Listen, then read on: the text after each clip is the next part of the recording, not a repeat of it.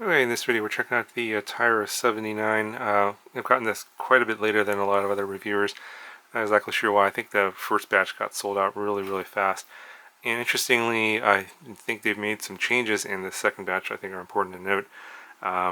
First off, the camera is I think different because this is a 3-pin connection here.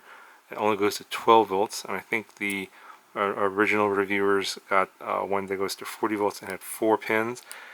But they still include the connector here that has 4 pins.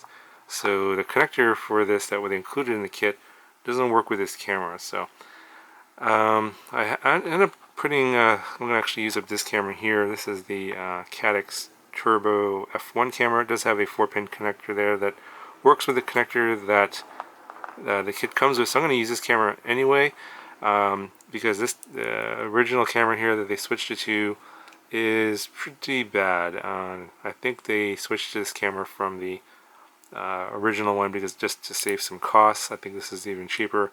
Extremely narrow field of view, really poor dynamic range. Just looking at it indoors, where it's like the best conditions, I wouldn't even fly it indoors. It's just that bad. So this is yeah. I've heard some people are already getting this camera and this like later batches of this kit, and some people are still getting the older camera. So I'm not exactly sure what's up with that. Why there's 2 different versions? They need to solve that problem. But if you happen to get this kit like this with this camera with the 3-pin connector and the 4-pin connector that comes with the kit, you can't use this camera unless you modify the connector. I think people what they're doing is they're just taking there's only 3 wires on this connector, and they're just taking the very end of the connector, this connector here that doesn't have a wire in it, and they're clipping it off. So yeah, you could do that. It's kind of ugly, but yeah, I'm not sure what's up with that. But that's one issue that I found. Now, you know, they kind of gone the same route with the Tyro79 that they did with the 699. It's pretty much plug and play. You can see here, there's all these little connectors here. You got your wire loom for the flight controller to the 4-in-1 ESC. You got one that goes to the camera right here, and then this one here on this side goes to the video transmitter. So this is the layout of the pinouts here. So you got your USB port on the left, boot button there. So this is the front on this side, 4-in-1 ESC connector here. You got your camera connector there, and then you can see the order of the way the connector goes in. And you got your video transmitter connector on the right, receiver connector here on the bottom. And I'm just using a generic D8 FreeSky receiver here. The capacitor on this one was already soldered on, although I've heard stories where from other people that it wasn't soldered on for them. My stack came already assembled like this. I heard some people didn't have theirs assembled, so you get a lot of various variations there in manufacturing. Now the XT30 here was not soldered on for me. I don't know if it's been soldered on for other people or not, but it's probably unlikely. So that's one thing you need. There's a little bit of soldering you have to do. I think they try and make this as easy as possible for, I guess they're targeting beginners or people that just want a really cheap kit. Mostly plug and play. You have to solder on the XT30 here, and of course you have to solder on the motor wires to the 4-in-1 ESC. And everything else is just screws. So it's a whole bunch of M2 screws here, different sizes. There's a manual online. You have to download that, and I'll tell you which screws go where, because that's the different sizes of screws are going to be going to different places on the quad. But it looks pretty straightforward based on the diagram I saw in the PDF file. And then the last thing I want to show you is the motors. They're not too bad looking. Eachine branded. You got one of these 1607s, I think. Yeah, 1607, pretty low kV, 2800 kV. So on a 3-inch, you know, probably want to do 4S. Although I think they're saying they're recommending 3S. I would say try to go 4S. I'm going to actually build this on 4S. Now using the same plastic coated wires here they were using on the the Tyro99, which kind of sucks. So that's unfortunate. But yeah, we'll have to just deal with that. I think this is where they're shaving costs here. They're, you know, maybe decent magnets on the motor here and decent stator, but they're reducing costs on the motor wires. Okay, fine. You got a 3mm, I think, bottom plate here for the drone, and it's pretty simple. It's like a simple X style frame with this little aluminum pod, exactly the same setup as the Tyro79. That's pretty much it. Basically just to mount this guy. After you solder on the XT30, of course, you want to do that first. And then, everything just unplugs here. So you just build up this pod, screw that on, screw in your stack, and then you basically connect up screw down the motors, mount those, and then solder on the motor wires. It's pretty simple. It's not that difficult. So let's go ahead. I'll just put this together real quick here and I'll show you what it looks like when it's fully assembled.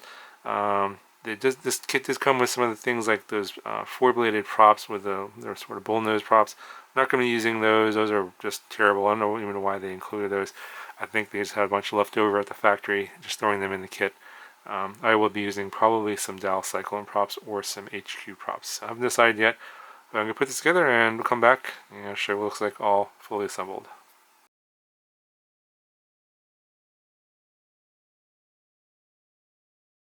Okay, so here it is all put together. It's actually pretty easy, surprisingly. Just got to put the pod together, which is just 2 carbon side plates, and then the 2 aluminum side plates. And these 2 pieces here holds it together, and as well as a little piece in the back here. Longer screws go into this section here, and then once you make that, you just stick it on top of the bottom plate, and these 4 screws will secure that. But before you put the pod on, you have to secure the stack, which is going to be the 4 screws here. And put the stack on there. So what I did is I just, as you know, everything was already plugged in. I screwed the stack onto the bottom plate. Then I screwed the pod on, and then I attached each of the motors one by one, and then just soldered them on. Didn't do a very pretty solder job.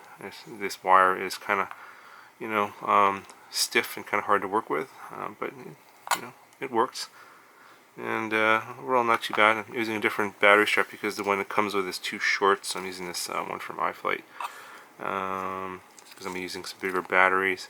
And then the props I'm using here are from HQ. They're the 3x4x3 V1S props here, and a little lower kV, so I'm going with sort of this kind of higher pitched prop, as you can see. So hopefully they'll give me a better grip. And this might even work on 3S, but I'm going to be flying it on 4S.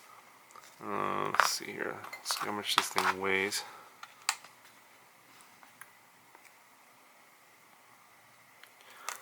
So it's coming in at 158.6 grams.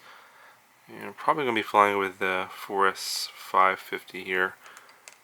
And it's coming at 230 grams with that battery. And if you want to try a bigger battery, this is a GNB 750 milliamp hour battery. And we're coming in at exactly 250 grams here with that battery. So, wow. Yeah, I guess I wasn't expecting that to be around 250. I thought this would be heavier, but it's actually pretty light, surprisingly.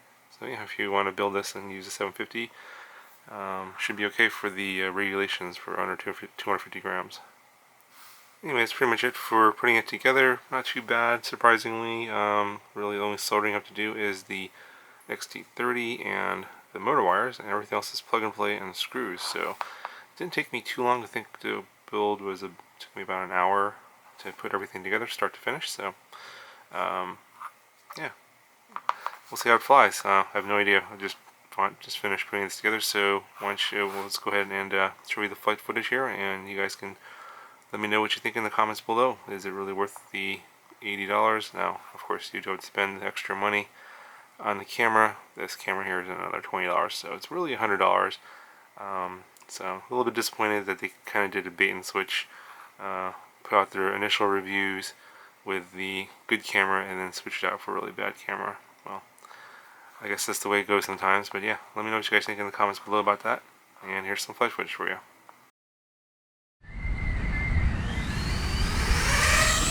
Okay, just a couple of things I just want to say about this. As you'll be able to tell just from me flying around, it flies pretty good. You don't have to do any tuning. This is not a speed demon. I mean, some of you might think this is fast, but if you're looking for speed, I would suggest getting something like the Diatune GTR 349 instead. That has a smaller motor. It's actually a faster 3-inch versus this one, and doesn't cost a whole lot more. It's like $50 more or something like that, depending on where you look at the prices. If you're looking for performance, I would spend the extra $50-$60 and get the diatone instead of this one. And of course, that one you don't have to build; you just have to receiver. This one you have to do a little bit of building. But in terms of what you get for the money, it's not bad. It's performs okay. It's decently fast. I would call this more of a pretty good cruiser. It's pretty stable, flies pretty predictably.